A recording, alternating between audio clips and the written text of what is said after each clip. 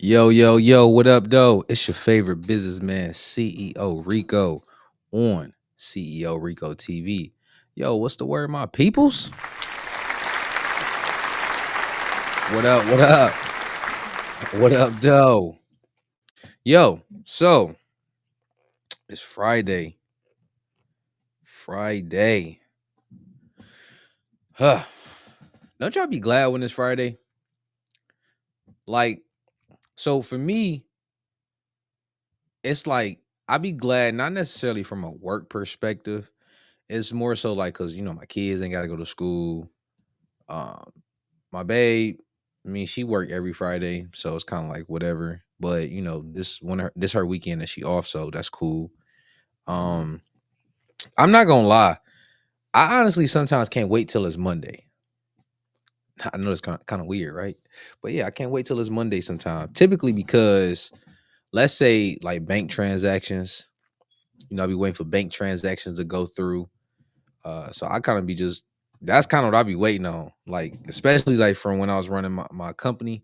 Like I always cause like sometimes I have a big payout that may have dropped like let's say Friday or it may drop Saturday, something like that. But it don't be there and I gotta wait till Monday till the payout comes. So that's kind of that. But what's up with y'all, man? What's how y'all week been? What's been going on y'all end? On my end, let me see. I'm trying to think about my whole week. Definitely had some moments where I was really like pissed off. I'm not gonna lie, which that's life. Um, I left a position. Yeah, I left a position because I told you. I think I told you. I told you I got back into the workforce because I closed the businesses last year, so get back into the job market. Found some that I tried. One for me. I'm one of those people that I'm not scared to leave a position at all. And mainly it's because I always got a backup. You know what I'm saying? Like, Uber and Lyft, stuff like that. You always gotta have a hustle. You feel what I'm saying? To fall back on if stuff don't be going right. And that's kind of mine's until, I set all my next plays up. But I actually just went on an interview this past week. And honestly, the company that I interview with, this is like they fire. That's one thing I honestly can say. So that's something that I'm excited about. I'm not even gonna lie. I'm excited to start. Not granted, they haven't called me back yet. They said they were supposed to call back like next week. But honestly, guys, I killed that interview. Phone interview, in-person interview. I know they calling me back. So I'm excited about that. But hey, thank you. Oh yeah, I'm glad you brought that up. My babe just brought it up. The background looked nice. Thank you. What y'all think about the background, y'all?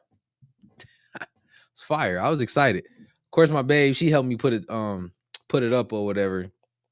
Hey, y'all want to know something funny? Check it, right? So we started putting it up. Me and my baby was down here chilling in my studio. We started putting up putting up the background and everything like that, right? Kid you not. Why my babe tried to play me? Why she tried to speed through the shit, right? She tried to speed through it. And I said it in my head because like we was both kind of tired. And she was like, as she was going through it, right? She just started trying to throw it up there and didn't like make sure it was smooth and nice and none of that. I was like, I'm sitting there thinking in my head, like, bro, you got me fucked up, right? I was like, no, I'm like, that's what I said in my head. I ain't say that to her. So I was like, it's all right, babe. I was like, come on, let's just go to bed. Because bro, she really tried to play me. I'm like, get me fucked up, dog. I wasn't about to do it. She is funny. She telling us to stop lying to these people. I am not lying. I'm serious. She tried to play me. Good luck and congratulations on the job, my brother. Hey, appreciate you, bro. What up, bro? My man's Charles in the building. Hey, listen, we got some stuff that we about to go over. So if y'all got a drink, make sure y'all go get y'all a drink. Y'all, if y'all smoke a little bit, go get your smokes. Cause we about to go in, we about to have fun. Oh, one other thing too. So tonight will be the last time I go live. I want to say probably for like the next 2 months. But don't trip. I got videos lined up for y'all. I promise you, you're gonna love it. I got some things I need to work on. Just studio wise, content wise. But don't trip. We still gonna be. I still got videos rocking. That's one too. The Discord is up. The Patreon is up. Both of those links is in the description. So make sure you hit that, tap in there, and we gonna keep it rocking. All right. She said I got my coffee, water, and ashwagandha. This woman is funny. So our first topic for the night. I know y'all seen it. It was all over the news. It was all over, of course, social media is one thing that's been going viral. It's in regards to the lady who called the little black boy the N-word, right? But see, here's the crazy part. She used a hard ER. Can y'all believe that? In this day and age, you would think people, you know what, take that back. No, I'm not even gonna say that because people are people. That's one thing I learned. And then especially when it comes to like people who are racist, or I'm not even gonna say necessarily just racist, just people who just say stuff, and it goes on multiple ends. It's not like it's just one person. I'm not putting blame on nobody or nothing like that. But it is what it is to me. Now, here's another thing though. Here's another thing, right? What's crazy is I had made a video I made it, I made it and then I dropped it, right? Bro, this video went crazy, right? But the thing that shocked me the most is, bro, people really be like out here like going crazy and like race baiting. And I was like, damn, bro, I didn't even know like y'all really got triggered by this type of stuff. And why my daughter on here talking about some, hey, what's up, baby? I'm listen, you cool to stay up right now because it's, what I'm saying, Friday. That just threw me off. My little baby out here watching me. So I told him I was gonna stop cussing so much. So I guess I gotta be on my best behavior. But hey, at 11 o'clock, you better go to bed because we turning up in this boy. But anyway, let me get this video up here.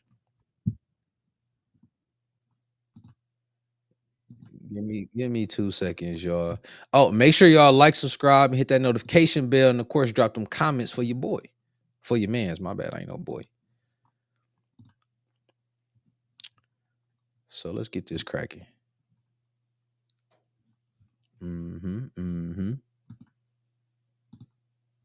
Mm-hmm.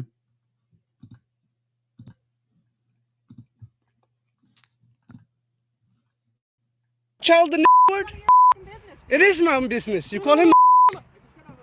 Okay, why don't you have the balls to say it right now again? Okay. All right, that's what you say. You don't go digging through people. Nobody digging into you. A little kid just did, you dumb. That little kid, you call him the little child? What if he acts like one? He's gonna. Are you about to hit him? You chase him here? He took my son's stuff. So that gives you the right to call the child 5-year-old and the N-word. If that's what he's gonna act That's like. what you're gonna call him. That's what he's gonna act like. That's a hate speech, and you can be that. I don't give a. Huh. Okay, we'll see about that. What the internet has to say about you. Yo, so that was the video. They actually showed her name. I forgot what her name was, and I'm actually about to look it up because here's what's really crazy, right? So after that whole event went off, but Pete, did y'all hear my man say that he gonna put it like we gonna see what the internet is gonna say? That part really it really threw me because it's like people run to the internet with everything. But the way he said it was as if the internet was like her daddy or something. And that's the thing that kind of like blew me away because it's like, wait, what? Wait till what the internet got to say, like like bro, the internet is not a real place. That's all I'm gonna say. But the lady, she got into a situation. Hold on, because I want to bring it up because she actually created a GoFundMe.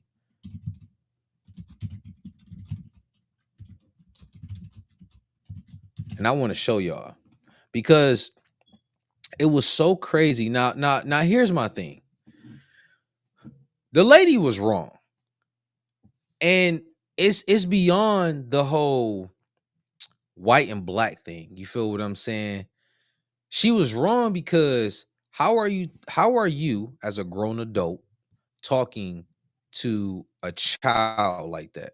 Now, listen, I understand in some instances, I ain't gonna say some instances, but when parents don't properly raise their children or they're not paying attention to their children, kids do some real bad stuff. Like, I got two babies. Well, they not babies, but they my babies. And they do some stupid stuff sometimes. So I understand where the lady will be coming from as far as her being upset with said child, but going to the extent of calling them out his name, racial slurs, anything like that, she out of pocket. Even beside the N word with the ER, it's like, yo, bro, what? Now, I was watching. I watched like different podcasts and stuff like that, and one thing somebody was saying was like as if white people are like fed up with like black people, like with they BS, because they play the victim role a lot. And now I understand that, right? Where a lot of people play the victim narrative. And honestly, me personally, I am so irritated with that because it's like at the end of the day, bro, at what point do you start to take responsibility for your life, what happens in your life, and how you're moving through life as an adult? I don't move through life as no victim. Yes, I'm black, but nobody's holding me back or oppressing me or nothing like that. And on top of that, I've been around, like, here's the crazy thing, right? I've been around white people who said the N-word. Back in high school, there was two fat dudes, two fat white boys. They was like almost like a hillbilly white boys. Were we cool? Not really, but everything was cordial. I worked with them in the group. We worked on cars together, stuff like that. And I remember they said the N-word. I don't think they said it with the hard ER. But I didn't get offended because here's the thing, and I had to explain this to a few different people before. I am not a nigga. I'm not. And for the people that look at black people like, oh, that's what we are, we nigga. No, we're not. A nigga is an ignorant person. I don't care if you're black, white, yellow, blue, whatever. Anybody can be classified as a nigga. Let's just put that out there. Now, granted, it's like I've seen, white people, it's like it's a word that's kind of like taboo. You feel what I'm saying? Because it's kind of like, oh, I don't want to offend nobody, stuff like that. And I get it. I really do.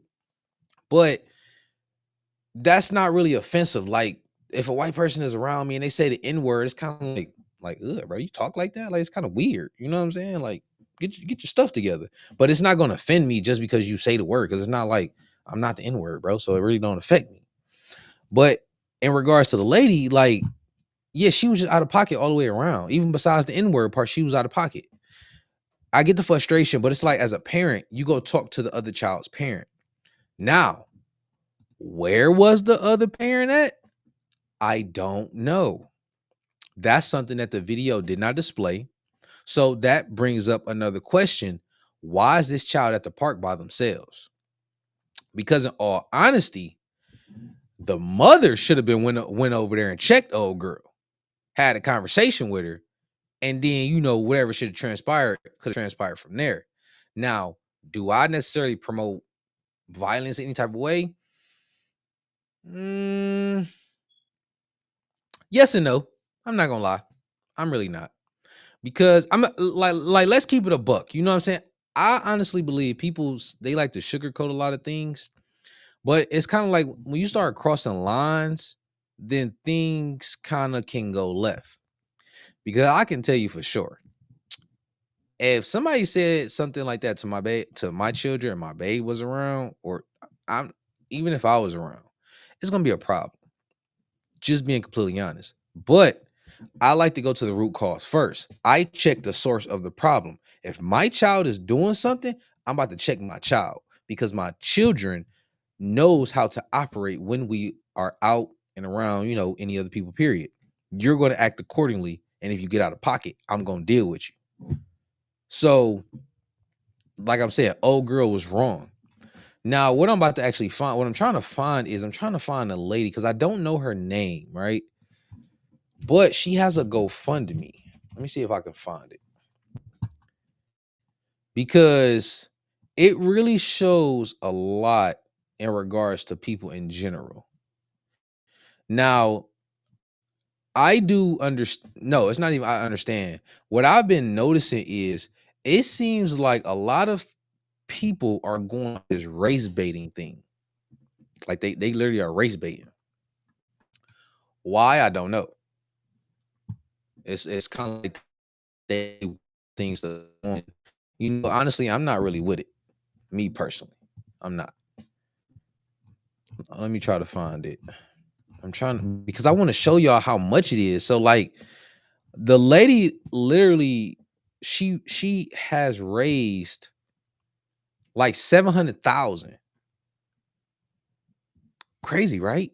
Like how do you raise that much money because you called a kid the N-word?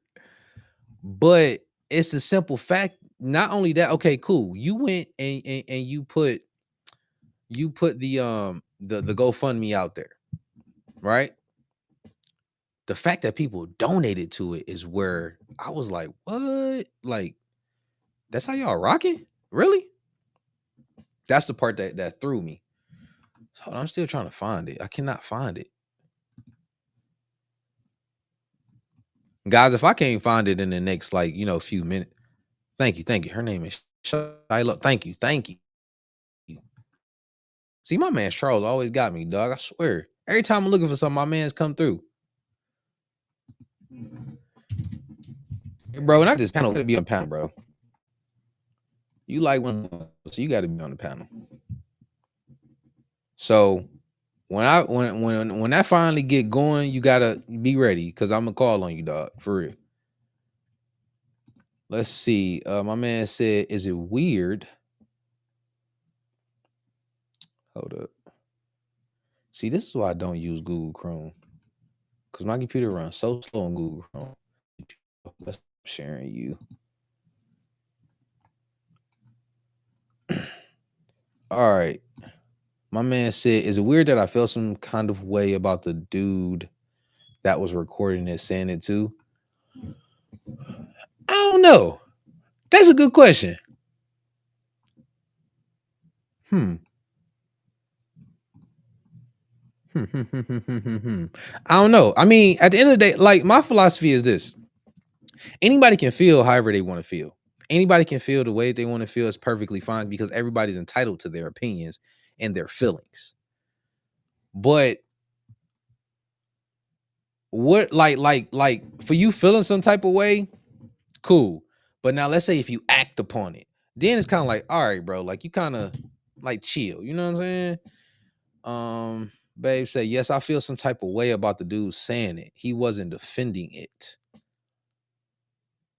He could have said the N-word. I mean, I get what you're saying, but but that's what I'm saying. Once again, like, nigga is not it should not be tied to us. Like, we are not that. Is ignorant people. You see what I'm saying? It's ignorant people. So it's like to try to hold it like, oh, I feel offended because he said the N-word and I'm black. It's like, no. Like that's something that we got to get like completely over just as a community and as a people. Like that's not our word. And then on top of that, why do we try to hold on to words that are negative for us? You get what I'm saying? Like we as people need to stop trying to adopt negativity for ourselves because it does us no justice. You feel what I'm saying? So that's why it's so offensive to us. So that's why it's so offensive to us. No, but it was a slave word that identified us. No, the N word with the ER was a slave word. But here's the thing. If you actually look up, like, I guess where the word came from, because I had learned this a little while ago because I was watching the Breakfast Club and this black dude, he said like they studied it. So the word niggas, like Nigus, that's actually a black king. So I don't know if throughout the lifetime, like the translation of it, if like they kind of like converted it into like a negative term, because it was like, all right, we took these niggas from California, I mean from Africa, and we're gonna keep calling them that, and they probably just kind of lost it in translation. You feel what I'm saying? Hey, the fact that my daughter is like really commenting on here, it's like it's kind of like it got me feeling some type of way, bro, because it's like my daughter is on here. Like, what? So I'm about to show y'all this. Hold on.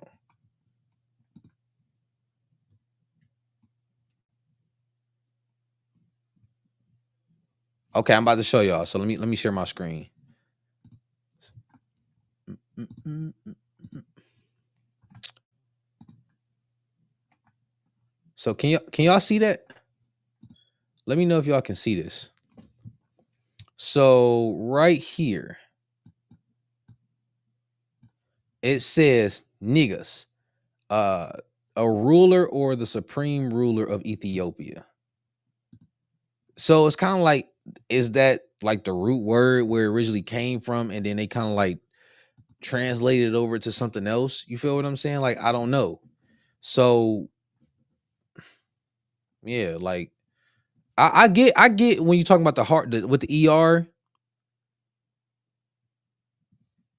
I get that, but when you talking about just the word itself, like when you take it and make it an A, like granted, yes, we need to stop saying it, yes, but do we need to hold on to it? Like, oh, well, you can't say that, and no, man, you gotta let that junk go. Like, to crash out over somebody saying that word, it's like, bro, come on now, you gotta draw a line. Like, bro, you about to lose your shit because somebody said a word, and you just, oh my god, I'm so hurt. Like, when you sit back and think about it, like if somebody said that to you, like, is you gonna really crash out? It's stupid. Let me know what y'all think. So my man said, my point is he was trying to shame her for saying it, and then going in and out of saying the N word, and then the actual word, so he knew it wasn't okay. Mm, I mean, yeah. Like I say, bro, I get where you coming from. I'm not saying you wrong. I'm not saying you right. You entitled to feel exactly on how you feel. So you got that one. You know, I'll never take that away from nobody on how they feel, how they feel. I'm just saying like the reaction part. You feel what I'm saying? Cause like if like somebody was there, like let's hypothetically say I'm there. I'm not about to go crashing out on this lady because she said that. Like, it's like, okay, lady, like you know, you kind of like chill out. You know what I'm saying? Like, I get it, you mad, but like, come on, you ain't got to talk to the kid like that. But I ain't about to be like, oh, you said the word and you can't say the word. That's what is it? Hate speech, and I was like, bro, chill, dog. Like, we ain't gotta do all that. We gotta do all that. Now, let's move. Let's move along to a new topic, because that one, you know, like I said, it got a lot of people mad. Uh, Old girl, she raised freaking 700,000, almost $1 million, and then she said that she had to do it because for fear of her family. Supposedly she got fired. Now, a lot of other people were saying, you know, that that's wrong because, you know, it's free speech. I was actually watching Pierce Morgan, and they were saying they was having a whole conversation, and we actually, I'm probably gonna bring it up later in the show just so we can like actually like do like a quick little overview of it. But it was one lady in there, and she gonna stand out. Now, it might piss some of y'all off, but I'm telling you, just hold on to your seats because it's actually kind of funny to me. I'm not even gonna lie. Let me see, because they bringing up a whole bunch of other clips. I mean, other articles, and I'm trying to go to the exact article. So it says she received from the Give Send Go, which was netted over 600,000. Then the ask was increased to 1 million by directing her nearly 50,000 followers to who I didn't even know she had 50,000 followers. I mean, which I don't care about, but it's like her people like, hey, don't care. We support her. Let's send her this bread. But my thing is, it kind of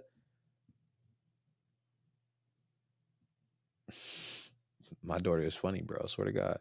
Lily, you don't need to be feeling no type of way, baby, because this has nothing to do with you. You stay in a little kid's place, baby. Okay? Like, don't trip. So chill. Let me get off this because my daughter, crazy little self, made me lose my whole train of thought. Now, guys, check this out. There's a statue that was placed in New York, New Times Square. I'm about to, and I want y'all to tell me how y'all feel about it, because when I seen it, I personally seen it as a disgrace. Me personally, I'm not even gonna lie, because it's like, what? And I'm gonna show y'all. I'm gonna show y'all why. Hold on.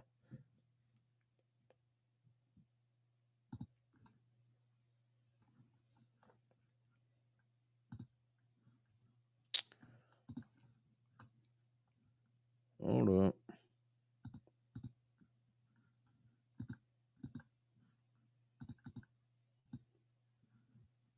Roll the clip.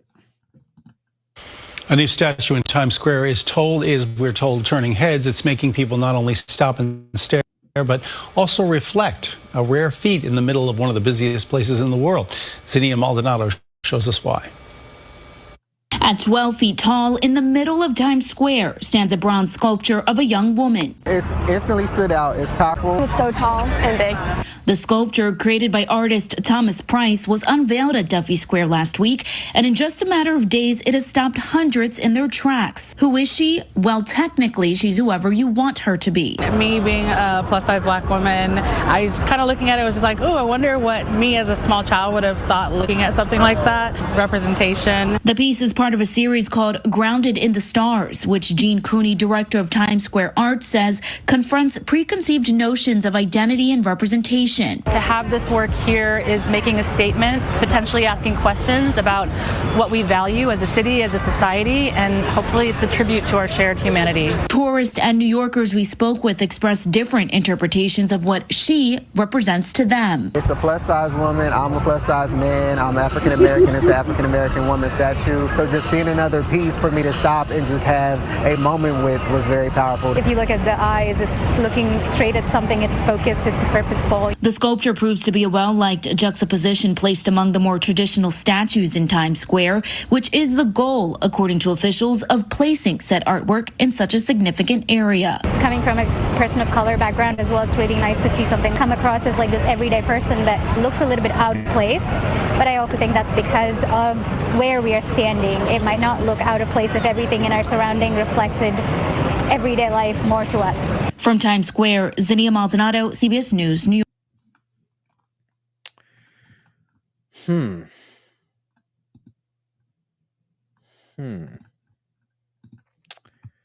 Guys, I want y'all to tell me what y'all think about that.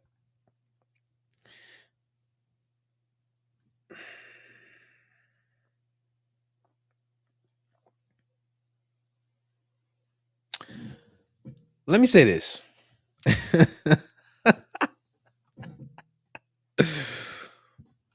It's a few things, like when I saw this, right? I'm not even gonna lie. When I saw it, and a matter of fact, let me bring it back up.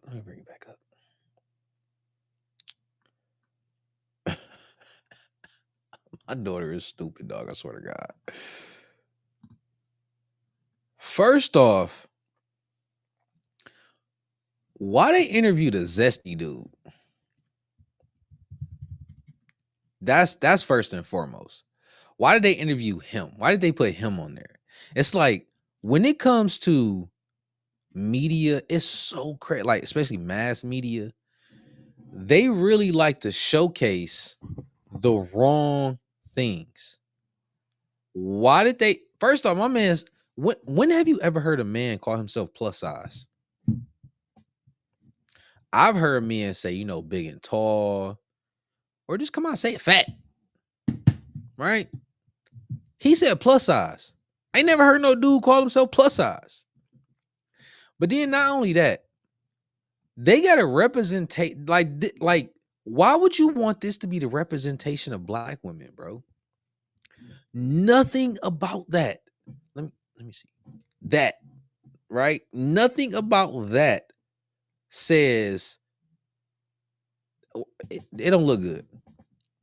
You got this one. My God. First off, the statue is fat, right? So you saying that they basically saying that black women are fat for representation. Like, why couldn't it have been, like a nice fit representation? Because at the end of the day, you gotta understand all all of the things that they make like to where it stays in one place and it's gonna be there for a long time. The younger generations are growing and seeing this. But see, I think of it from a position of, okay, let's run this down. Okay, you talking about representation. Okay. So we want to represent all of the negative things in society, right? Like that's basically what we want to do. Because to get fat, and I'm saying this, I'm fat. You feel what I'm saying? Yeah, I'm muscular, but I'm fat too. And I hate it. I don't like it. I truly dislike fat people. I'm not gonna hold you up because it's undisciplined. Because basically what it's signifying is you can't control what goes into your mouth. You can't control you dieting and exercising properly. You can't control being your best self. We all know within the black community what's one of the things that plague our community. Diabetes, high cholesterol, overweight, obesity, that plagues our community. So while we're trying to work on becoming better, getting ourselves to a better situation, being more fit, being more healthy, they showcase a woman, a black woman, and says, "Oh yeah, this is inclusive and all this." This statue, it look like her chest is saggy. That's what it looks like. Overweight, fupa, no backside, hands on her hips like she got an attitude. It fits into the narrative of mad black woman. And then go further because years ago, when you went through like a family album or something like that, you didn't see fat women, especially our women. You didn't see like our women today, especially when you go on social media, they look like jokes. And understand this. I'm saying this with grace added into it. I'm not saying it in a harsh way. I'm not saying it in a way to where I'm trying to put them down. Nothing like that.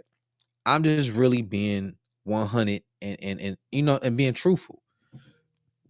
Why is it that they always are showcasing our women with the BBLs and the big ant booties and fat or looking mad or wearing this atrocious hairstyles? And why do they showcase that? It's like they trying to paint a narrative, right? So then what they do is they go slap a big dumbass statue. And then you got people like my man's here saying what? Oh, it's inclusive. Oh, you're so powerful and make us. Man, shut the fuck up. No, it don't.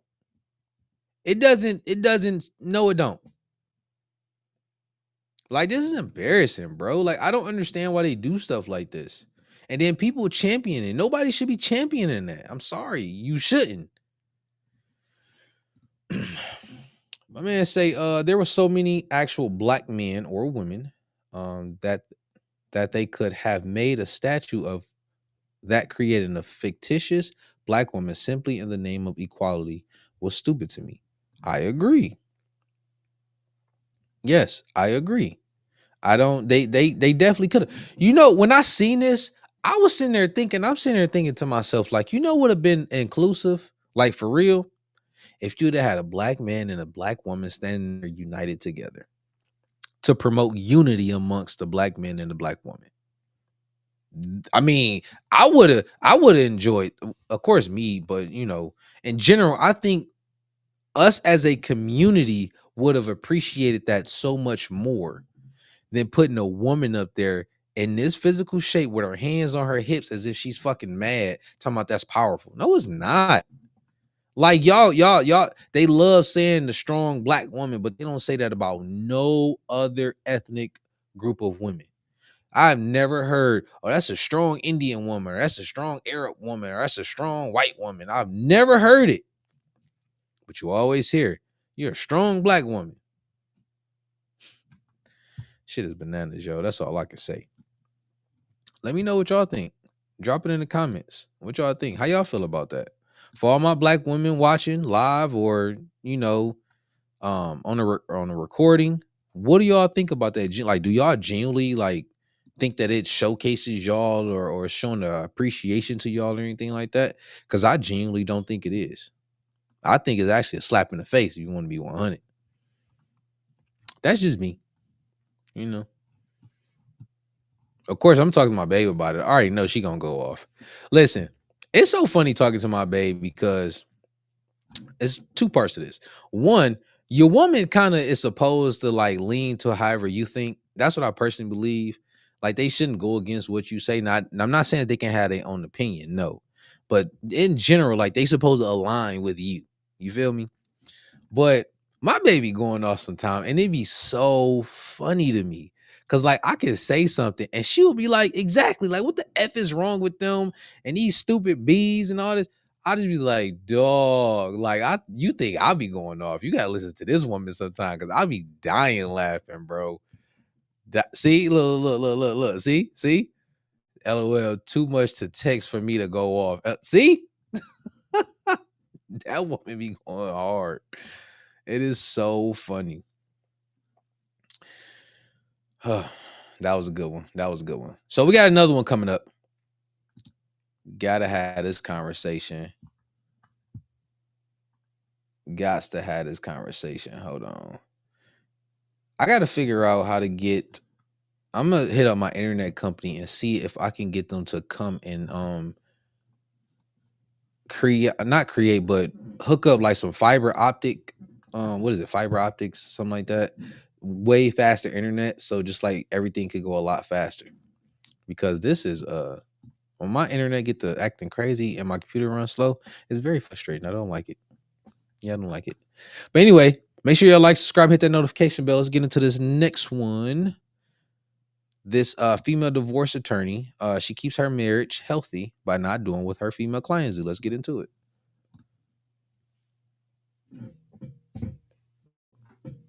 What's your age? 32. And what do you do for work? I'm a divorce lawyer. As a divorce lawyer, would you say that divorces are initiated most by men or by women? Women, 90% of the time. Why is that the case? I think that they yap with their friends, and I think they get real frustrated where guys are like, I'll get to it tomorrow. And I think the women just get in their heads and they're like, all right, I'm done. So it's the women who are sabotaging their own relationships? Yeah, I think so. I think a lot of it is that they're getting with their girlfriends, they're angry, they just get frustrated, and they have a lot of people in their ears. And I think they just want to, when they're done, they're done. But surely, as a woman, you shouldn't tolerate any and everything in a relationship. Definitely not at all, but I feel like things build up really easily with people, and they're talking about it more, where you're like pissed off and you get kind of over it quickly. But how long have you been a divorce attorney? Probably like since 2016 I've been practicing, and then 2017 officially barred. So being that you've been in the field for 8+ years, do you think that marriage is outdated now? Outdated. Hey, listen, she wanted to say it, but considering the fact she was a divorce attorney, that's what keeps her paid. But she wanted to say it. But it's a more acceptable to get divorced, right? Because like we're seeing it a lot more. It's not taboo. So it's changed. Do you think that sexless marriages can work? No, and 100% every single time. I mostly work for men, so every single time they're in a consult with me, I'm always hearing, I haven't had sex in 10 years, I haven't had sex in 5 years, I haven't had sex in 15 years, and I'm like, here we go again, the sex talk. Every single. Baby, I forgot to tell you, it's time to go to bed. Get off YouTube. Good night, love you. Hurry up and end it. Sorry, babe. I forgot she was watching. Time. So it's you need to make sure you're doing it 3 to 4. I would say 3, 2. Sometimes you want to go 2 times, 2 to 3, but it really should be 4. 2 to 4 times is ideal. So a lack of sex in these marriages is the most common theme that you're seeing when they end.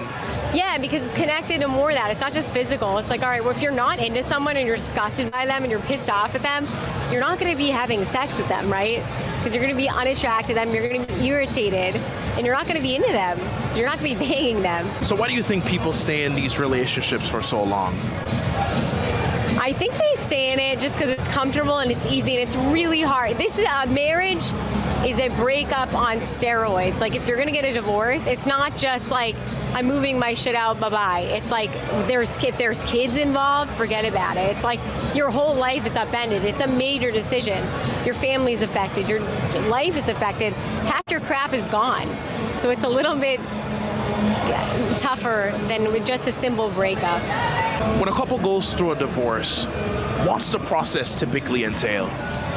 Someone has to file, first and foremost, someone's got to file. So you got to fill out the paperwork, file it with the court, and then you've got to serve someone, or they have to sign something saying they've gotten it. So either you have a random stranger who's hired by a service, or you have someone that you know go and hand them the paperwork, which is always awkward. Or you can tell them, hey, I'm going to divorce you, and you're going to sign this document saying you've received this, which is always awkward. So wait, they don't send a sheriff out to serve them, or? You can't, some people will do that where you can get a constable, but it's not a sheriff. If there's a restraining order, you get a sheriff to do it. Okay. That's a whole nother. So they sign that, then what happens? Then they have in California, they've got 30 days to file a response. In Massachusetts, where I'm also barred, they can just respond. So someone has to respond to it and say, all right, yeah, I want a divorce too, and this is what I want to do. And it's a simple paperwork. So party A agrees for the divorce, and so does party B. Does that mean that they're officially divorced and that's fun, or? No, I wish. It'd make things a lot easier, but no, you got to go through this whole rigmarole. All right, well, what do you have? Show me your paperwork for the past. Show me your bank accounts. Show me your credit card statements. Show me everything. I want to see what your financial assets are. So you got to break it down each person, which causes problems, right? Because someone's on OnlyFans, you're seeing it in their bank account. Because unlike, Ashley Madison, they used to hide it as American Bank. OnlyFans just says straight up OnlyFans. They have no shame with their billing. So you start seeing these kind of charges and you go, all right, well, we need to do more. I got to look into this. What else have you done? Have you gone to hotels? I want to see more bank statements. Take me back 5 years. And so this can expose more infidelity in a relationship. Yeah, and problems. So it's all right, now you're doing a deep dive and now you're starting to snoop through stuff and you've got some problems. Okay. But after that process is done with the financial assets and looking at that, is it just the man had... So after that part's done, is it the man has made 100K and the girl makes 50K, so the girl gets 25 from the man, or what? No. Then you're going to be looking at a whole complicated state-by-state calculation of, all right, how long were you married? Who paid what? Who's doing what? Who can earn what? So now you're looking at all the potential of that, and you're looking at a crazy calculation. And if you're married for a decent amount of time, you're going to get some spousal support. If you're, say the guy's paying all the bills, woman's at home. The guy's going to pay up. He's going to be paying a good amount, and it's going to be for, in California, if it's less than 10 years, he'll be paying half the length of the marriage. Massachusetts, you go, it goes to 5 years, 10 years, 15, 20.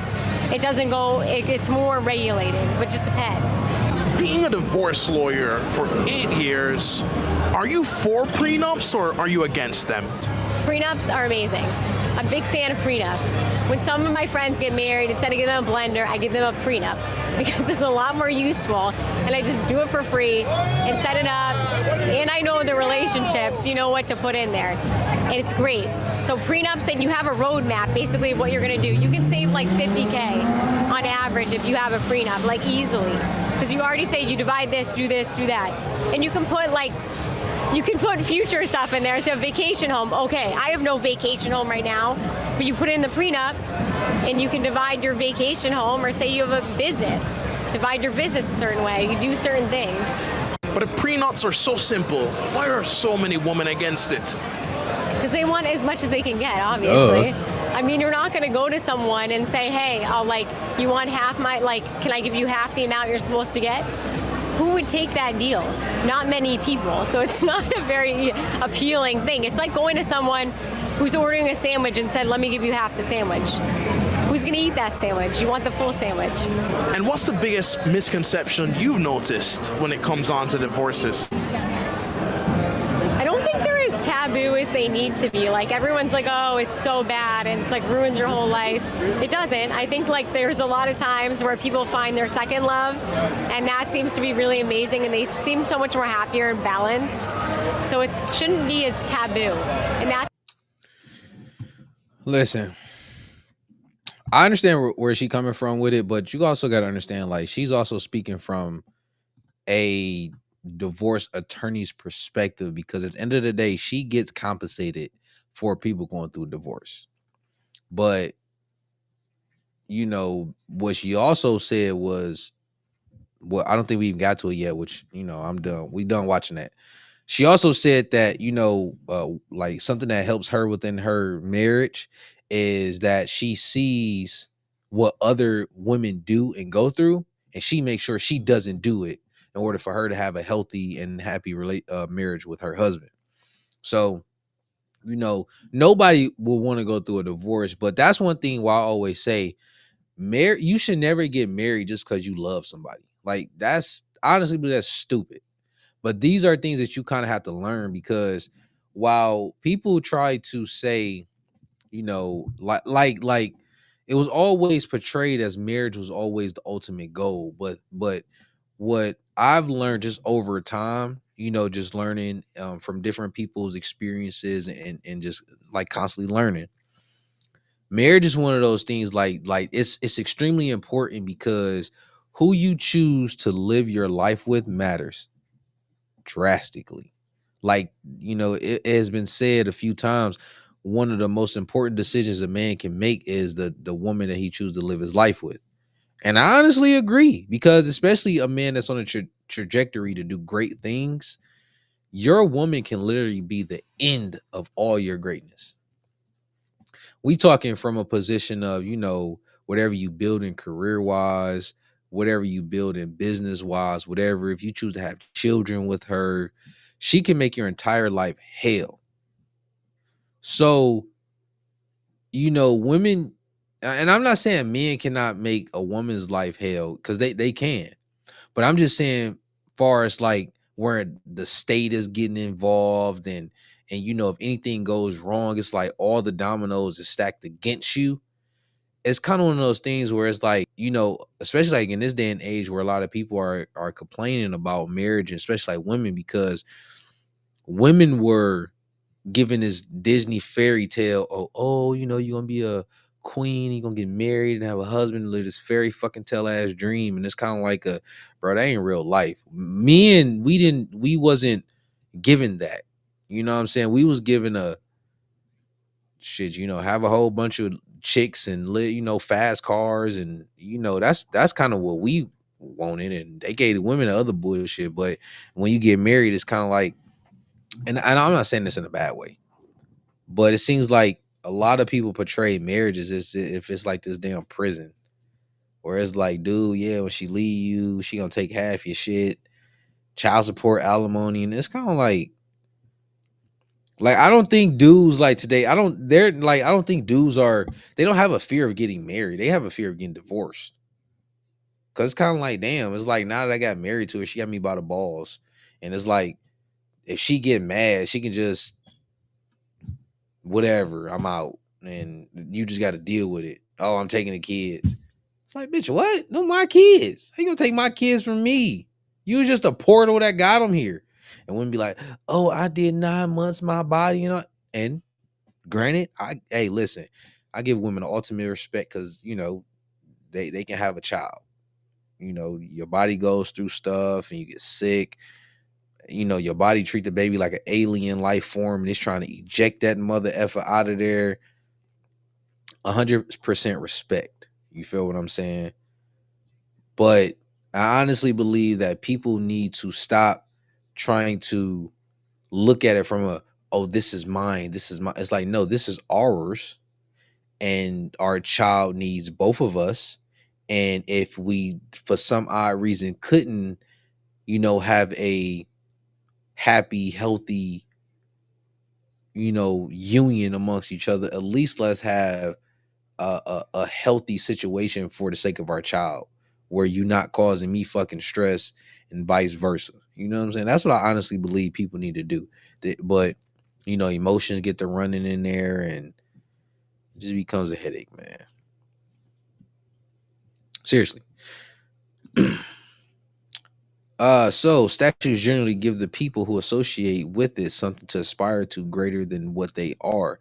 This statue does the exact opposite and tells our black women to be fat and angry. I can't disagree with you at all, my guy. Because that's exactly how I see it too. That's exactly how I see it.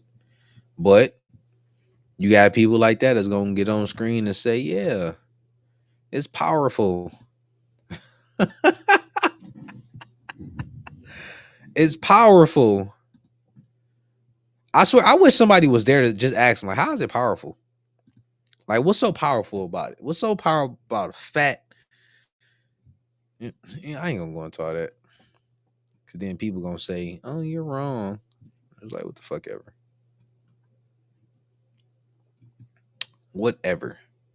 Hey, yo, so my baby is asleep. It is 7 minutes to 11. So we about to turn up. But before we go into all of that, we actually got to have a conversation about what's going on when it comes to Canada. So Trump sat down with the Canadians. I think his name Mark Carney, if I'm not mistaken. And we're going to review a few minutes of it, because it was one part in here that was actually really funny. But of course, Canada didn't. But we did, I should say.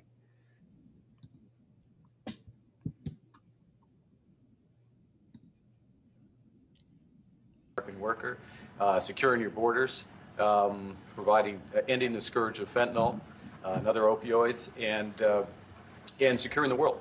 And I've been elected with my colleagues here, with the help of my colleagues here. I'm going to spread the credit to transform Canada with a similar focus on the economy, securing our borders, again on fentanyl, much greater focus on defense and security, securing the Arctic and developing the Arctic.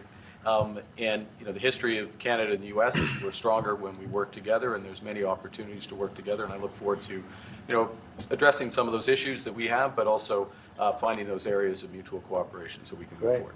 That's great. Very nice. Thank you very much. It's a very nice statement.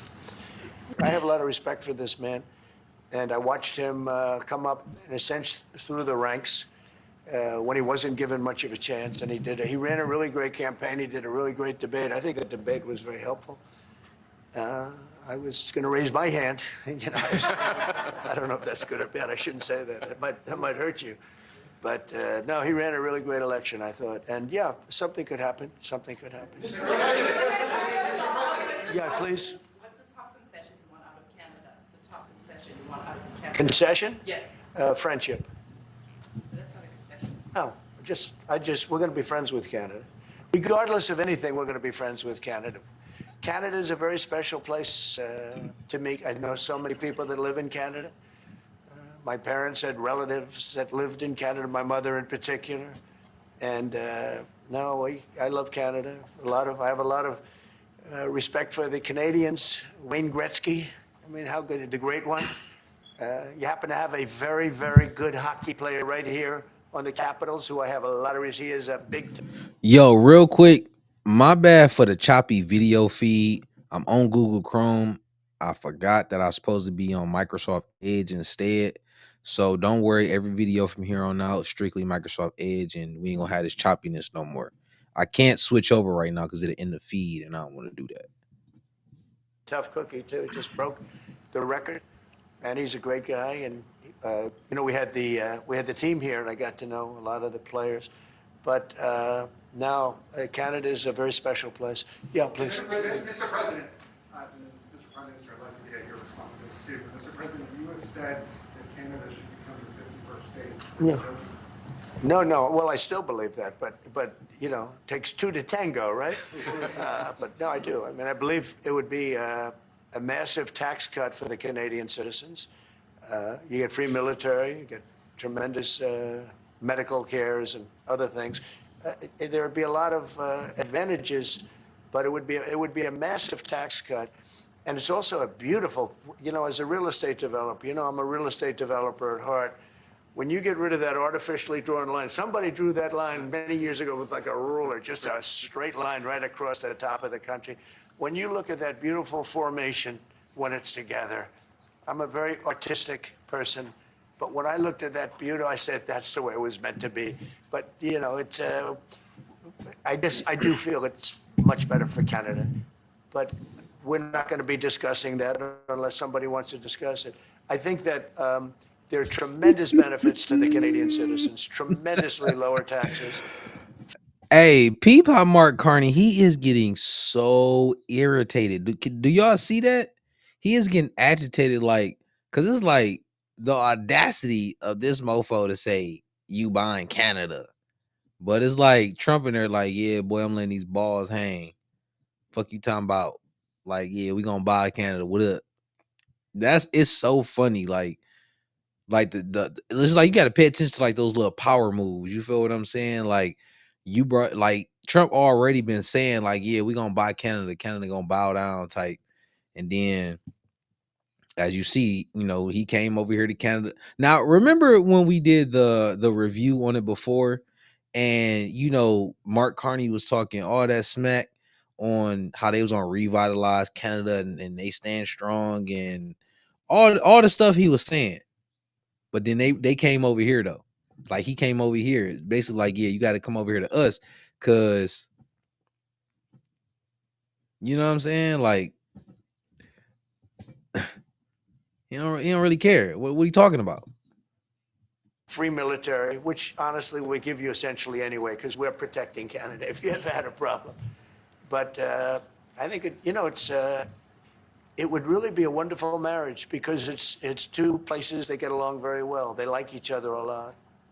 Well, if I may, as you know from real estate, there are some places that are never for sale. That's true. We're sitting in one right now, Buckingham Palace that you visited as well. That's true. And having met with the owners of Canada over the course of the campaign last several months, it's not for sale, won't be for sale ever. But the opportunity is in the partnership and what we can build together. And we have done that in the past. And part of that, as the president just said, is with respect to our own security. And my government is committed for a step change in our investment in Canadian security and our partnership. And I'll say this as well, that the president has revitalized international security, revitalized NATO, and us playing our full weight in NATO, and that will be part of it. That's true. And they have, I must say, Canada is stepping up the military participation because Mark knew, they were low and now they're stepping it up, and that's a very important thing. But never say never. Never say never.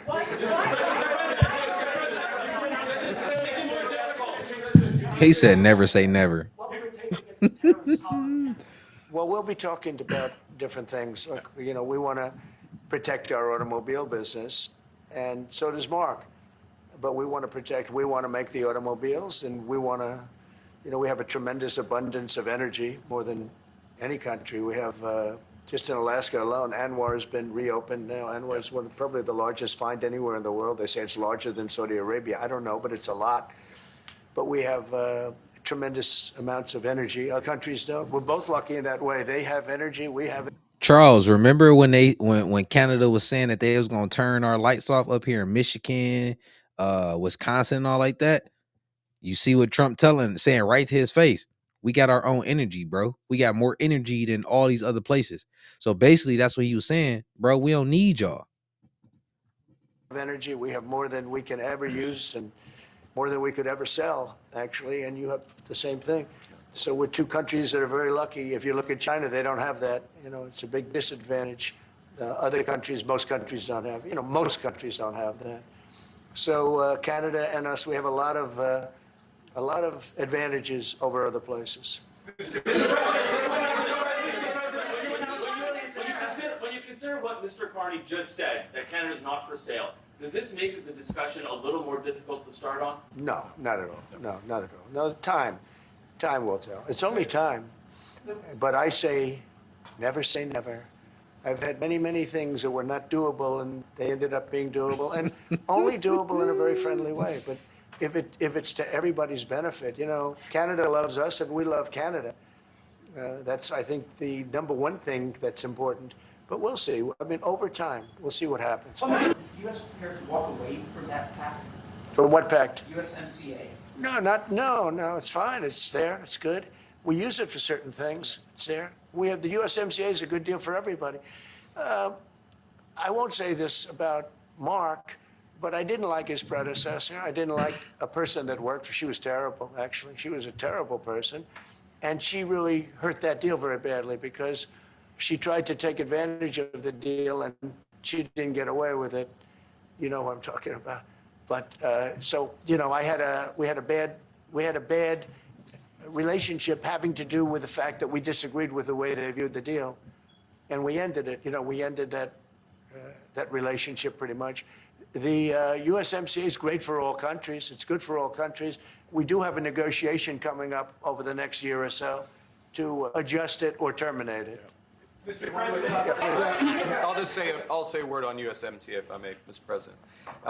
It is a basis for a broader negotiation. Some things about it are going to have to change. And part of the way you've conducted these tariffs has taken advantage of existing aspects of USMCA. So it's going to have to change. There's other elements that are come, and that's part of what we're going to discuss. Right. Yo, so we're gonna get off of that. We're gonna move along. But that was something real good to watch and to like dive into.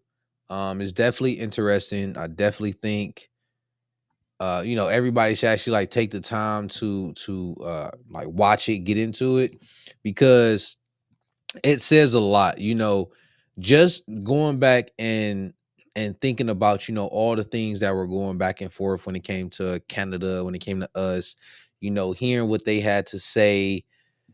It basically like power plays. And that's one of the things on why, like, I say, like, we need to actually pay attention to politics, especially our community specifically, because it makes you aware of what's going on. It gives you a different perspective versus, you know, just hearing everybody else's opinion.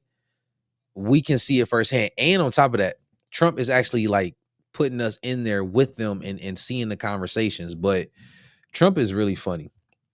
You know, I've always said, you know, he irritates me when it comes to like him talking sometimes, but seeing like his business, what is it, acumen, seeing like what's been going on, and like the power plays, like he's basically making everybody come here. He's basically making everybody like negotiate, but on our terms. He's telling, like how he told Canada straight up, we don't need you. We don't need your electricity. We don't need your trees. We don't need nothing. We supply y'all. We subsidize y'all with what? I think it was 200. It was either 200 million or 200 billion. One of the two. Can't remember specifically. But we subsidize y'all every year. He's like, what do we need Canada for? So now they hear, you know, as he said with the deal, you know, it's some things that may have to change and all like that. It's like, yeah, okay, as long as it's in our favor and it makes sense for us, then we'll do it. But other than that, our automotive companies coming back here, the automotive industry that was there, that was from us over there, they was doing I think they supply like 500,000 jobs to the economy. So it's like y'all do all y'all business with us, not the other way around. So I thought that was real interesting. Me personally, I've been learning like some stuff from Trump. I'm not even gonna lie. Like I really have, just watching like his business decisions and power plays and stuff like that. It really has been opening my eyes to a few different things. So I appreciate the business moves. You know, him during that whole the speech, not speech, but like debates and the presidential stuff, it was kind of like, all right, bro, like you kind of need to shut up because that ain't your lane. But I learned that that's not his forte. He's not a politician, so he don't know how to do the back and forth. He kind of, you know, he just says some crazy stuff. I want to show y'all. I want to show y'all this. I ain't gonna go into that. I'll probably do it like in another video. But Trump basically, like when he was going against Kamala, he played a song that they said play a song on what you think about the other person. Kid you not, bro. Trump played she ain't nothing but a hoochie mama, hood rat, hoochie mama. Bro, when I heard that, I was dying laughing. And his face was everything because he just straight looked at her like, yeah, like that's what I think of you. You a hood rat hoochie mama. I was like, dog. I ain't gonna lie. That's one of the reasons why I really like Trump, because he had the balls to say and do what he wanted. And I'm like, you can't do nothing but respect that, bro. That shit was mad funny. So LOL, he really doesn't want to let that thing go about making Canada 51st state. He don't. He really want Canada to be the 51st state, bro. Like he said it multiple times, and I think he's for real. He want it as a 51st state. Like real shit. I really believe that. And he ain't gonna stop trying. He's not gonna stop trying. So I got some more heat to come at y'all real quick. We're gonna get away from YouTube for just a quick second. So let me bring this up. Because this one, it was really interesting when I seen it, right? So it says, nope, we ain't gonna go into that one yet. My bad. So are white women black men's peace? This one had popped up, and it was really interesting the perspective that the lady was coming from. And it was interesting because one, she tell you she was ear hustling. That's one. And then two,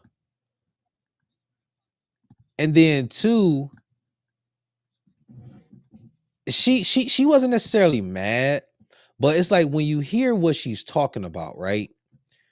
It puts a lot of different things into perspective because we're all on the internet and we see the things that a lot of people say, depending on what your algorithm is and stuff like that. But one thing you will see when it comes to a lot of our women, it's like when they speak, right? And I say this, and I say it like this because like I don't like hearing the masculine women talk. They're very irritating with what they say because it just doesn't make sense. And I love hearing like the feminine women talk because like they actually make sense of what they're saying. And a lot of people, not a lot of people, but like some women, they be calling them like pick me's and stuff. But it's kind of like one of those things where it's like if I'm out here grinding, doing what I'm doing, I don't care about what the next man say. Like if he's saying like, oh, whatever he can come up, like, because at the end of the day, like you kind of do a lot of stuff for the opposite, gender, opposite sex, because it's kind of like, why would you want to look all flashy for another dude? It's just, it's kind of, it's weird. So why would women, even though I've heard this multiple times, women do other stuff, they compete against other women, and it's like that don't make sense to me. But then they forget that a woman's role to a man is for her to be his peace. Because, I've heard women say, you can't handle me and like that. And it's like when you start to hear different people's perspective, you start to put a bunch of different things into place because other people, they actually make sense with some of the stuff they say. So why it's not necessarily a bad thing. You feel what I'm saying? But some people, what they say, it just don't make sense. Like with the whole "you can't handle me" thing. Why should a man have to handle you? Because if you really think about it, that's more so if you think about it going into like a more physical aspect. Because I always say this: a woman's superpower, besides her femininity, a woman's superpower is her mouth. She can argue, she can tear you down with her mouth, she can make you feel great with her mouth, she can inspire you, not necessarily inspire you in a way to where it's like a you don't have your own ambition, your own drive. No. But she can inspire you to the point where it's like she pour into you so much to where it's like, bro, I know I can go home and my household is so peaceful that the moment I step in the door, the stress of the world literally leaves as soon as I step into my household. And I want to go out the next day and go fight the world again because I want to come back home and bring all of my accomplishments so my woman can bathe in my greatness. Right? If you got that type of woman at home, it's like you become better because your person, your woman, your support system encourages you and pushes you so much with her femininity. Is like her superpower. Or if she flip it and she tearing you down as a man, she's not peaceful, she's combative, she's frustrating, she's irritating. It's like, dog, I don't even want to fucking go home. Like, ugh, right? But let's get into this video. Meet me on the porch. At this point, I need everybody to meet me on the porch. I need the black women, I need the white women, and I need the black men. This is some seriously real shit that I am utterly disturbed by, and I am just tired because I don't understand why there's this major attack on black women. So this video, real quick, it's not. Just want to say that. If it goes into a part 2, not a problem. I'm about to ram it up. I was in the barber shop today, and it was a young black male come in there. He might have been between that 22 to 24 age group. Very handsome, very, very handsome. So I believe he's might have just been coming back from college or graduating or whatever the case may be, because they were happy to see him when he came in. So he sits down, and so they're just talking, what's going on, and he's giving an update. He's graduated, he's got an engineering degree. Oh my God, I'm over there on the proudness. I'm in the background, I don't know him, I'm just kind of sitting down listening to what he's saying. So the barber begins to get filled in on him. What's been going on, this and that. He says, I'm coming back, I'm getting married. So everybody, like, great. And I'm so on the side being so nosy and over there like a proud auntie. I don't even know this young man, right? So they start to kind of converse amongst each other, and they're talking. And so the young man says, yeah, I'm having a little problem. It's a lot going on because I'm marrying a white woman. And my family, they're not too happy about it. So the barber and everybody was like, oh, well, to each his own and this, that, and the other. So the barber was just kind of speaking to him, and he said, hey, where'd you meet her? And he said, oh, I met her in college. And he was like, oh, okay, because, back in the day, you had all the girls. What made you decide that she was the one? Like, what made you want to marry the white girl or the white woman? No disrespect. So what this young man said after that is what just literally took me out the game. As a black woman, as a black mom, in general.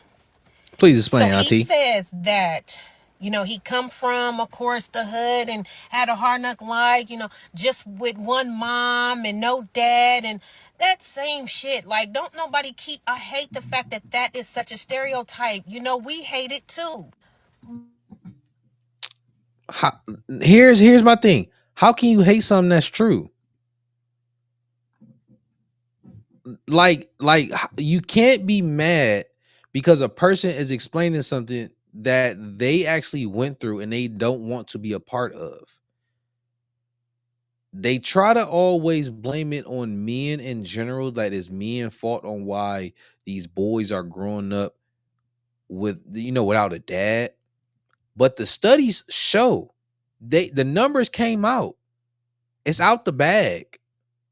Black fathers are the best amongst all ethnic groups, and 80% of the children are being fathered by 20% of the men. So, which means it's y'all fucking fault. Stop opening your legs, having babies by dudes that you know for a fact is not going to be there. They not shit. They ain't going to ever be shit. And just because you with them, that don't mean it's going to change them. So, who cares about that? You mad about it? It's the fucking truth. But so he goes off to say that when he went to college, it was a college that was mixed, but more so of a white college. And he start, meeting up with white friends and, they introduced him to another whole world that he didn't know existed, and the young girl, she became a friend and then introduced him to their family. And when he goes over there, they're all married, the parents is married, and they have a really good home, and they do things together and they communicate. It's just a good energy, a good vibe. And this man said, Productive environment. I never knew this side of life. My life was always loud and chaotic and always disruptive with my family.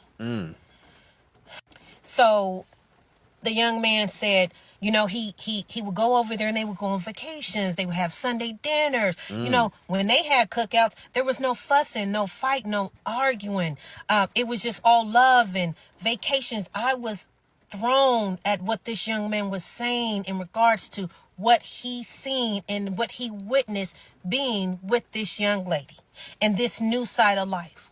And so he said that, when he seen it, he started thinking about all of the chaos that his life was. It was always baby mama drama and fussing and fighting, and they'll get together as a family and it'll be a fight, and the drunk uncles, the drunk mamas, he was like, my aunt and uncles, they all on welfare and always scheming and always fussing and fighting, cussing, trying to hook up with this dude and that dude. And it's just all these black women, just all that seemed like that's all I was raised up under. That's all I seen. That's all I know. And then I get to the white woman and it's different. And what he said after this is what really broke me. He said, it's like when I came home the last time, he said, and I was in my family's event, it was nothing but chaos. He said the women, they in house shoes and bonnets, they ghetto acting. He said, and I love them, but I don't love it. And he said, being with my white girlfriend, fiance, and her family, he said, you know what it's like? And this is what got me, ladies. He said, it's like if you're in a crowded room and you're surrounded by chaos and just everything, and everything is just chaotic and noisy and loud and disruptive, and you take some headphones and you put the headphones on and you can drown everything out, because when you put the headphones on, it's quiet and it's peace. He said, that's what my fiance is to me and her white family. That whiteness, he said, they're my headphones and they are my peace. He said, and then black women and my black side of the family, they are the noise. They are the chaos. They are the noise.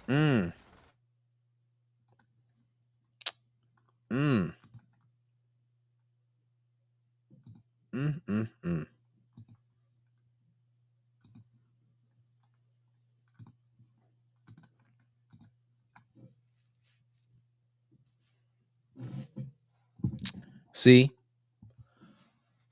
I know. See, it's crazy because listening to the whole story,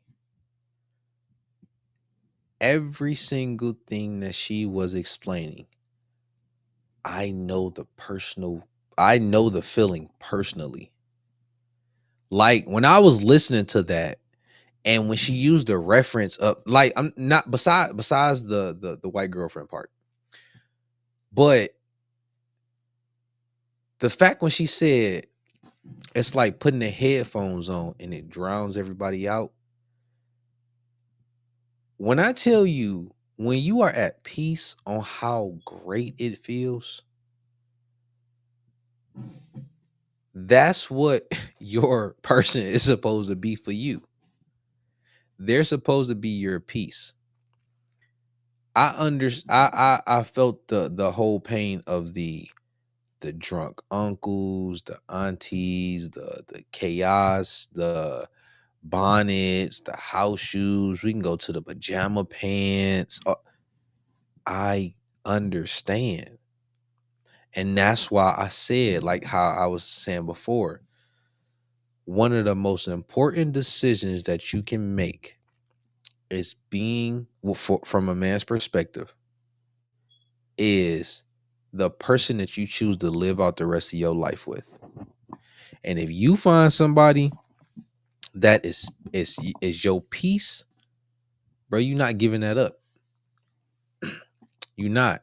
See, I've heard so many different people say, whether it's internet, in person, whatever, and they say things like, specifically women, that a man knows when he wants to marry a woman. Now, I'm gonna say I think that's more so for like it don't take longer, however many months. It should take less than 6 months and all this blah blah. I honestly believe that's for like older men specifically because honestly, I don't. And this is a belief that I've grown to believe.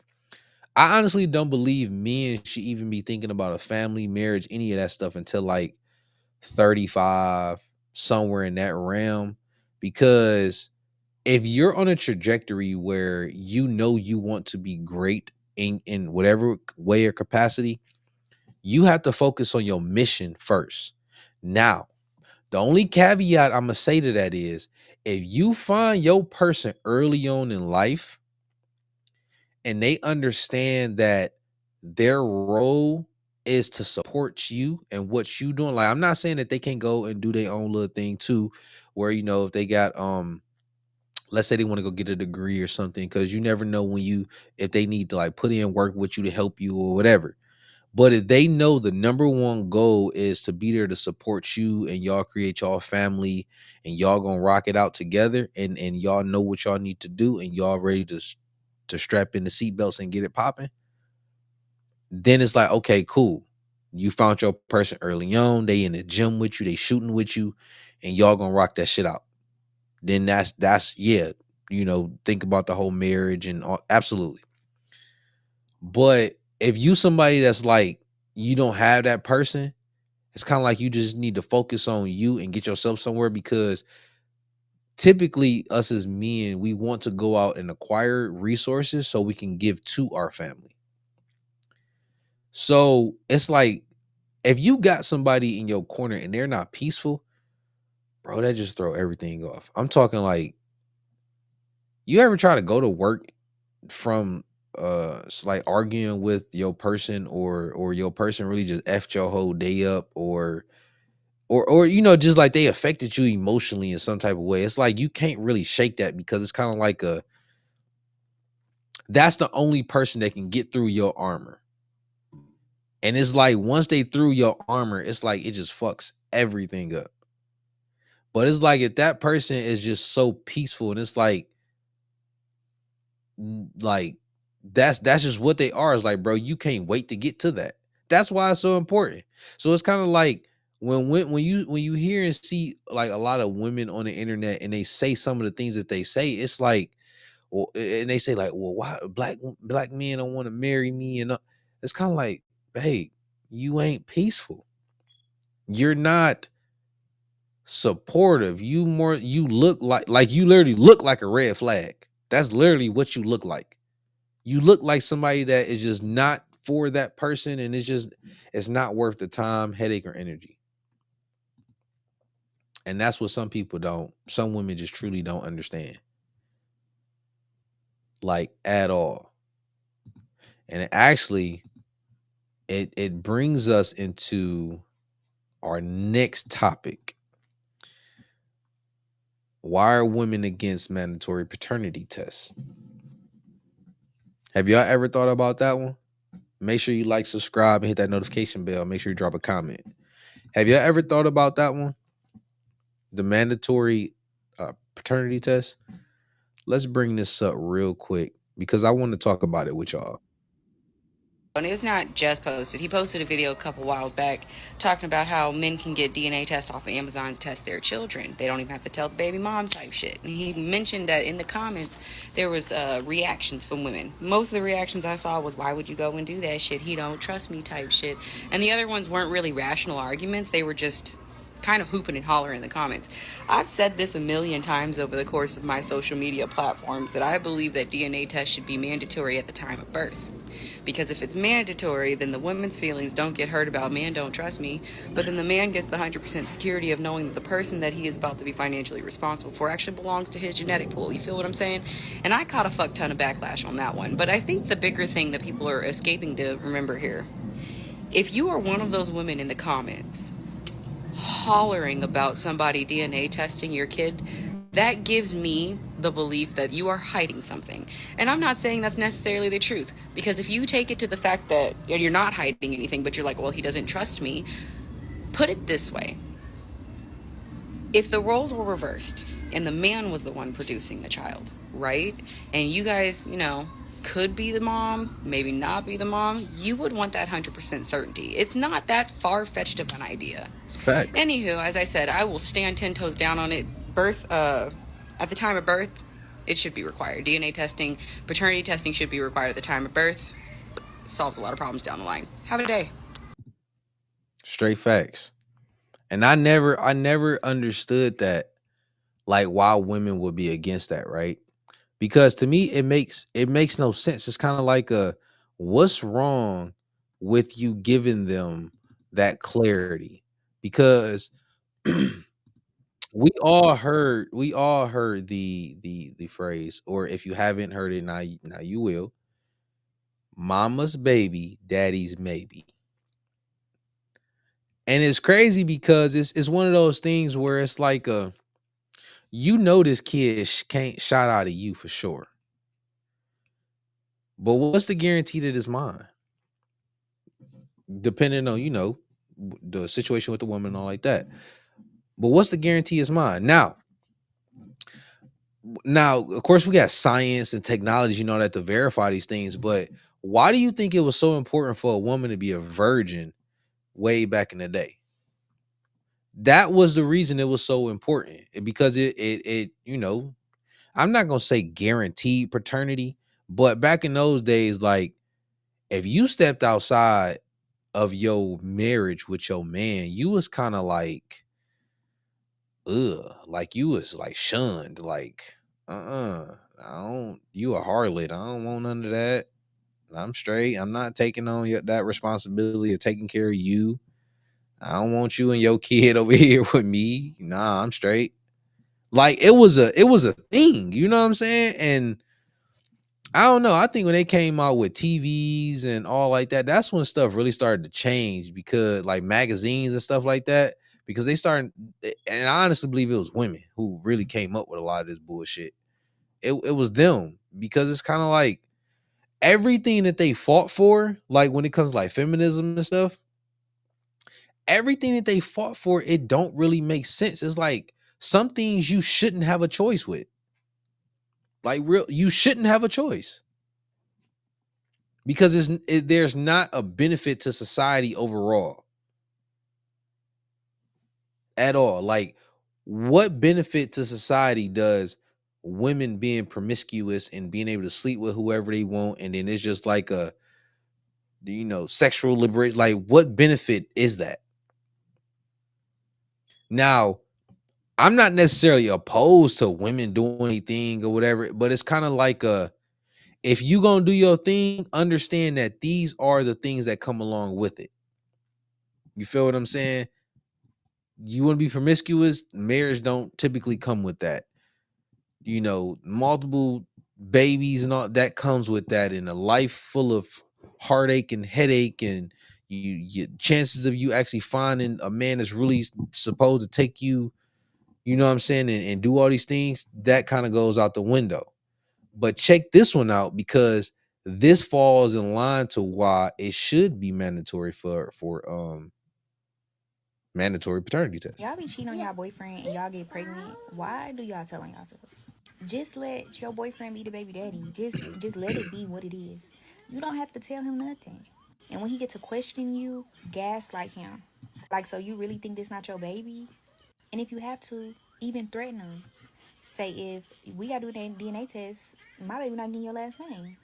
Dudes love for their kids have their last name. Like, they take so much pride in it. They act like it's the most important thing in the world.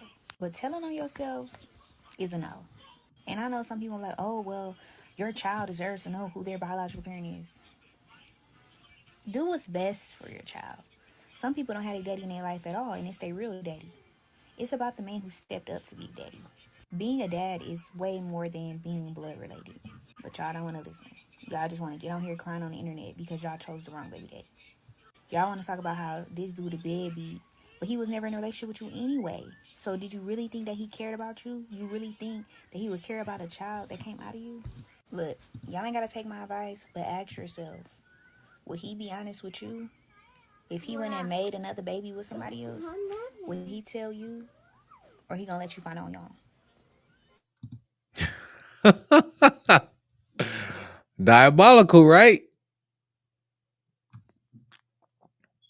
Like, they'll give the reasons themselves. Like, that's why the internet is not a real place. Because it's like, you know, some people do stuff for clout, but it still gives you a certain notion about things in society. And it's like, you were that comfortable with creating that video to say that. That's where it blew me away. You were that comfortable to say that. But then you want men to trust you, and then she said gaslight them and all like that. And then there's going to be a certain group of women that's going to take that shit and that's going to run with it. They going to run with just that. Like, oh yeah, girl, do your thing, boo-boo. Yup, don't tell him. Let him think he the daddy. Like, let him think he the daddy. And then next thing you know, see, it's crazy because I was watching some, I seen a clip, and it has said the lady, she did the actual paternity test.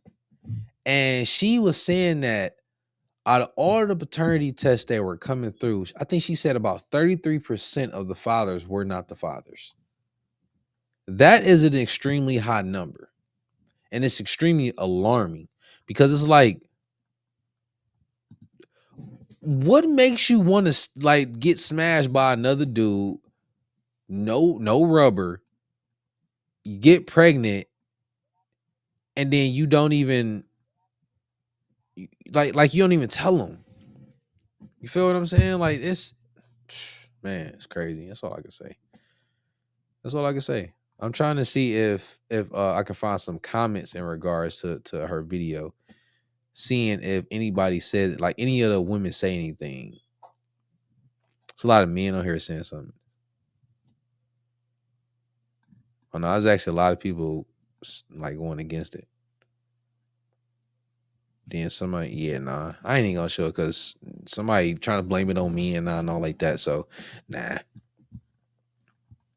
doesn't matter. So we ain't gonna go into that. But yo, tell me what y'all think. What y'all think about all of that, man? What y'all think about everything that we went over? Because I really want to know. I really do. We about to hit this last one for tonight, because this is something that I really wanted to have a quick discussion about, because it was really interesting to me. It was Pierce Morgan. It was on the Pierce Morgan show. Let me pull it up. Hold on. So it was a Pierce Morgan, and it was interesting because he brought in, he had like 5 people on the panel. One of them was Myron Gaines from Fresh and Fit. And it was really interesting. You know, he honestly be going hard. I don't never take offensive to anything that he say or whatever, because, you know, he tells the truth. I know a lot of women don't like him because honestly, I think it's because of his delivery. And that was really the same sentiment they had towards Kevin Samuels as well. It was always, oh, you know, the delivery. But it's like, well, was it the truth though? So we about to pull that up. But we gonna fast forward a little bit. Hold on.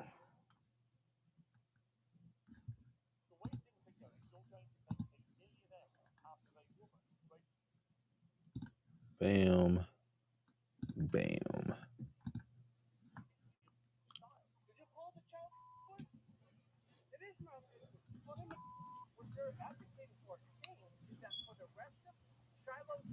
Hold on. No, you gotta share the entire thing. Hold on, y'all. I got you.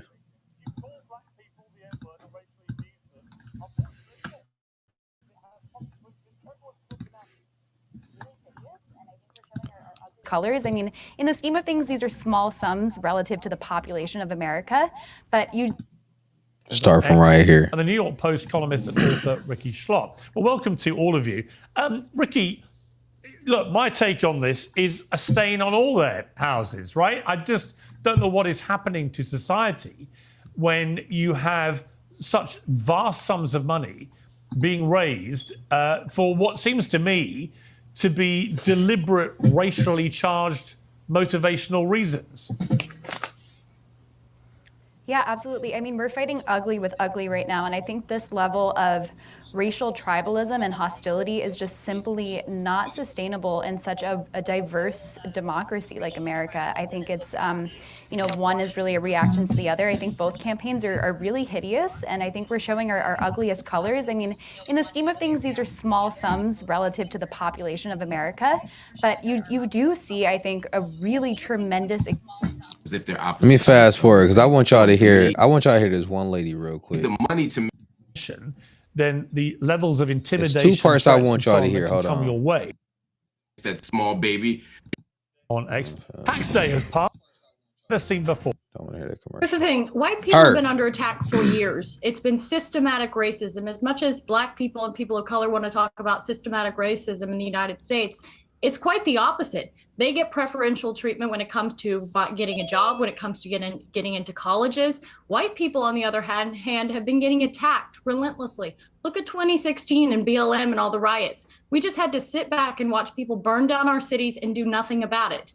So the way to fight back against essentially this anti-white hatred that's been systemically, you know, ingrained in U.S. society is with white unity. We don't see white unity on our side. Hang on. Okay, but hang on. Sorry, just to be clear, this has got nothing to do with anything you've just said. This is a disgusting racist woman who repeatedly spews the M-word, first at a young child, and then at the person taking the video of her, does it with complete impunity, does it numerous times. We are talking about a bona fide, unquestionable racist. So I don't understand why what you've just said to me bears any relation to white unity or anything that you've just said. She's just a racist. End, isn't she? You wouldn't dispute that. It's not about her. It's not about her. It's about well, it is about her. Coming together and supporting another white person. And it doesn't matter. Why would you want to support a white racist? Because I want to support free speech, and you cannot have free speech in the country. No, that's fine. You can support free speech, but you also have to be accountable for what you say. She is. I mean, would you use the N-word out of interest? Yes. You would. Wow. I do quite frequently. You use the M-word quite frequently. Well, why? Other than the fact you're a despicable racist, are you? Some would say I am. I guess according to the ADL, I'm a white supremacist. I'm a neo-Nazi. Yeah, well, if you use the M-word repeatedly, you are a racist, then, are you? Sure, I'll embrace that. If that means forwarding, helping white people achieve freedom of speech, real freedom of speech, which, by the way, Shiloh Hendricks is being attacked on all fronts. They're trying to bring legal charges against her. They're trying to get her children taken away. So you were saying Carmelo Anthony, it doesn't matter. That's a different Sorry, but just to be thing. clear, you just said to me you use the N-word regularly. In what context? Do you use it with black people? Yes, if it's appropriate. When would it be appropriate to use the about N-word? black people. When would it be appropriate? Anytime I feel like it. So you're an unashamed racist. Correct. Boy, she had balls. And you know what? I'm gonna be completely honest with you. Just hear me out. I'm not mad at her. I'm not gonna lie. That's how I like my races right there. Out in front. Here's why. Because you're not gonna be a wolf in sheep's clothing. You're gonna be a wolf as a wolf. And you are the person that I will want to stay away from. You understand what I'm saying? Like, don't hide who you are. Be who you are so I can stay away from you. Because if this is how you are, you genuinely don't care about me. And I mean, of course, it would go vice versa. Like, I understand where she's coming from as far as the free speech. And I get it. And if people are going after her, trying to get charges pressed and trying to get her children taken away from her, from the Shiloh Hendricks person, I'm not with that, because the woman said a word. She didn't put her hands on anybody. She didn't do any of that. You understand what I'm saying? So I understand where she's coming from, but it's kind of like, I still don't really want to be around a person like that.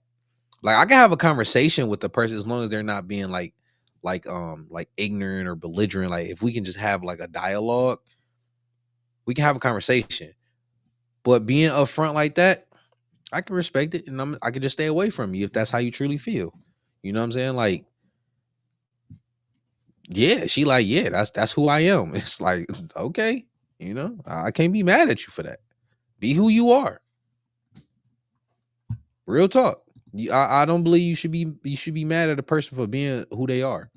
You understand what I'm saying? Let's go along. But what I'm gonna do is I'm gonna fast forward, because I don't like. You definitely should take a look at this. It's interesting to hear. I watched the entire thing. You definitely should take a look at it.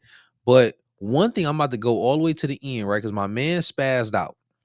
He spazzed out towards the end. My man's right here, right?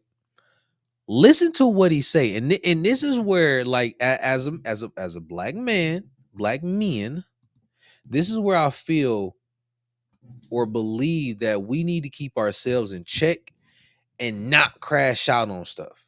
You feel what I'm saying? It's like we can articulate whatever we need to say and express ourselves in a way to where people understand exactly what we're saying, exactly how we feel, without being overly emotional and showing our ass and allowing other people to have control over our emotions.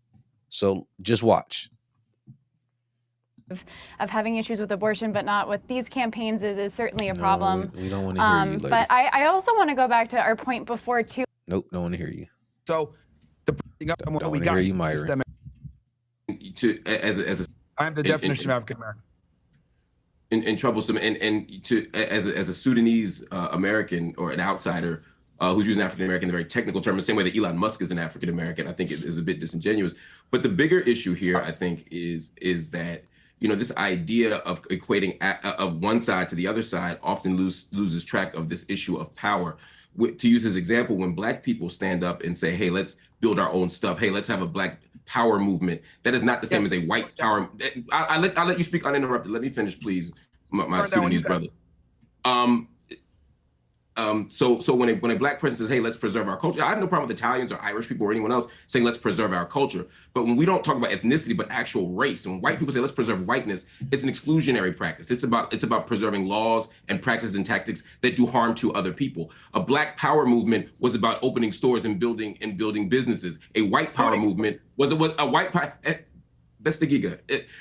A white power movement was about something very, very, very, very different. A white power movement included lynchings and included Ku Klux Klan, etc. So let's not pretend that these are opposite sides of the same coin. When white people say, let's save our country, and even using language of our country, when black people built this thing, when you say that, you're talking about forcing people out of the country. You're talking about laws that discriminate. You're talking about doing harm to people. Let's not pretend these are the same thing, just like these GoFundMe campaigns are not the same thing. I'm okay if everybody gets out of the GoFundMe industrial complex. I'd love that.